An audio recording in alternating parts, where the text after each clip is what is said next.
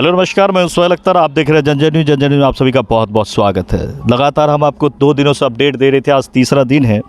गला रेत कर जो हत्या की गई थी उसकी अब सारी जो है वो प्रक्रियाएँ पूरी कर ली गई है और केस पूरी तरह से साफ़ हो गई है। आप ये कह सकते हैं कि कोई भी बिंदु अब उसमें बाकी नहीं रहा है। इसमें पुलिस ने बहुत बेहतरीन काम करते हुए, ख़ास तौर से यहाँ के जो SDPO आशीष आनंद सर हैं और यहाँ के जो बड़ाऊ है भैरव स्थान के SHO अंबुज साहब, दोनों ने बेहतरीन काम करते हुए इस केस को बिल्कुल आईने की तरह साफ़ कर दिया है।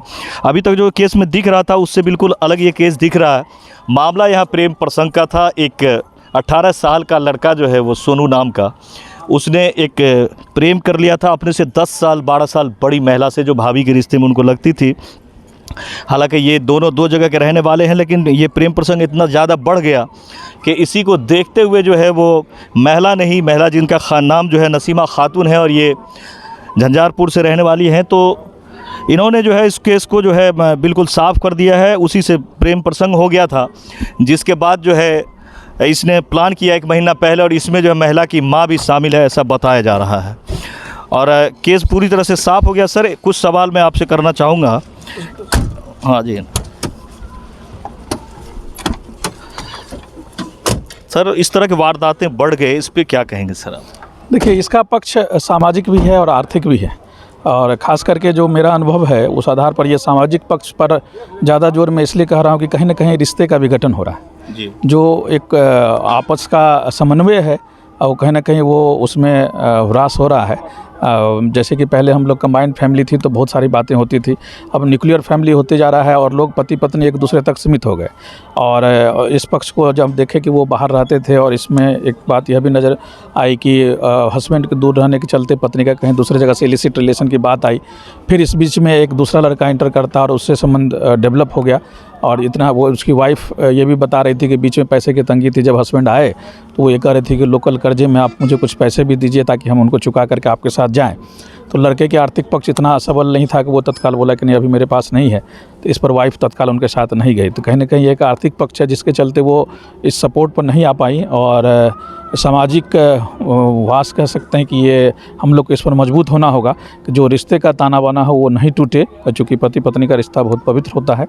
और इस स्तर पर जो हमारे, मैं ये भी अपील करूंगा कि जितने NGOs हैं या आप मीडिया बंधु हैं और इस स्तर पर पहल करें, और जो एक नैतिक शिक्षा वाली बात हम लोग करते हैं वो केवल बातों तक सीमित न रख करके प्रैक्टिकल वे में ज़मीन पर उतरे।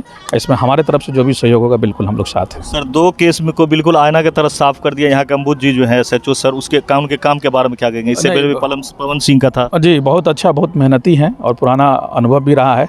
मैं इन्हें बधाई देता हूं, और ख़ास करके इनका जो लोकल इनके जितने भी पदाधिकारी हैं वो बहुत एक टीम वर्क है, सभी का इन पर विश्वास है। और मैं ऐसे उम्मीद करता हूं कि हमारे विभाग में ऐसे ऑफिसर आएँ ताकि हम लोग साथ मिलकर के काम कर सकें। Thank you sir. तो आपने देखा बेहतरीन वर्क यहाँ पे हुआ है। 4 से 5 जितने भी अपराधी थे सबको अरेस्ट कर लिया गया है और सबको जेल भेजने की तैयारी है और जेल भेजा जा रहा है। फिलहाल यहाँ पर PC करके आज SHO अंबुज साहब और PC करके ख़ास तौर से हमारे SDPO आशीष आनंद साहब ने सारी बातें बताई है। जब आप देखेंगे मामला यही था कि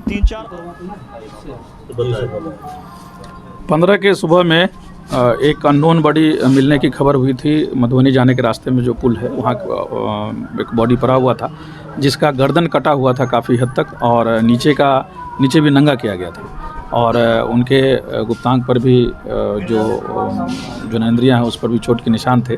इस स्तर पर सर्वप्रथम थानाध्यक्ष पहुँचे और मैंने भी PO विजिट किया था। बिल्कुल अननोन केस था और तत्कालीन वो अननोन बॉडी भी था। SHO के द्वारा उनका तफ्तीश किया गया और उनका नाम पता हुआ, और फिर इस कहानी के में जो मोड़ आया, सबसे पहले तो मैं इस डिटेक्शन 24 घंटा के अंदर यह केस डिटेक्ट हुआ, इसके लिए मैं SHO भैरव स्थान रूपक जी, उनके सही कलीग्स मनोज जी और हिमांशु जी और संजय जी को ढेर सारी शुभकामना देता हूं, और इन्होंने बहुत अच्छा डिटेक्ट किया है। हमने वरीय पदाधिकारी को भी इनके बारे में सूचना दिया है, और निसंदेह मैं इनके लिए इनको रिवार्ड देने के लिए लिखूंगा भी कि इतनी जल्दी त्वरित कार्रवाई करते हुए इन्होंने रिकवरी के साथ विद रिकवरी जो वेपन है, जो कपड़े हैं, वो सारे कुछ बरामद भी किए गए। कहानी यह है कि यह जो मृतक था यह इनका ससुराल, ये भगवतीपुर के रहने वाले थे और इनका ससुराल कन्हौली झंझारपुर था।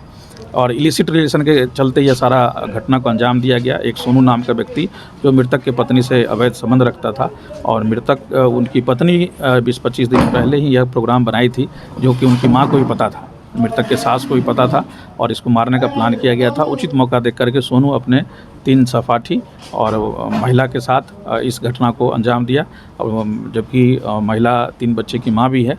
और सारा कहानी हम लोग कल पूछताछ भी किए, कन्फेशन भी लिया गया, और इसके साथ साथ उसके बताए गए स्थान पर जो काटने में प्रयुक्त किया गया चाकू, जो कि आपके सामने है, और उस जो मृतक था उसका लोअर, और जो सोनू जो मुख्य अभियुक्त है जिसके द्वारा काटा भी गया, और उसका भी जो कपड़ा यूज पहन करके काटा गया था वो भी रिकवरी की गई है। इसमें प्रयुक्त मोटरसाइकिल की भी पहचान हो गई है, बहुत जल्दी वो भी रिकवरी हो जाएगी।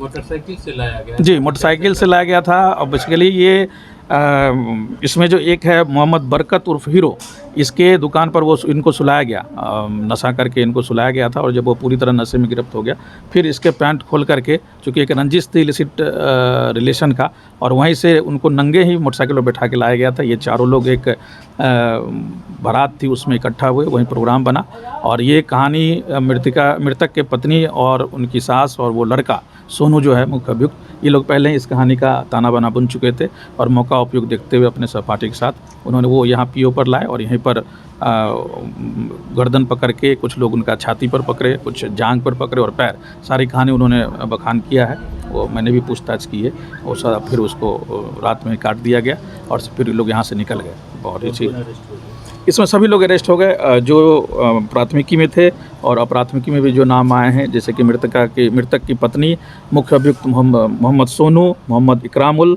मोहम्मद बरकत, मोहम्मद उजैर, और इनकी सास, मृतक की सास, ये सभी लोग जो भी इसमें अभियुक्त थे सब पकड़े गए हैं। और यह एक हमारे लिए, पुलिस के लिए एसपीडी ट्रायल का बहुत अच्छा केस बनता है।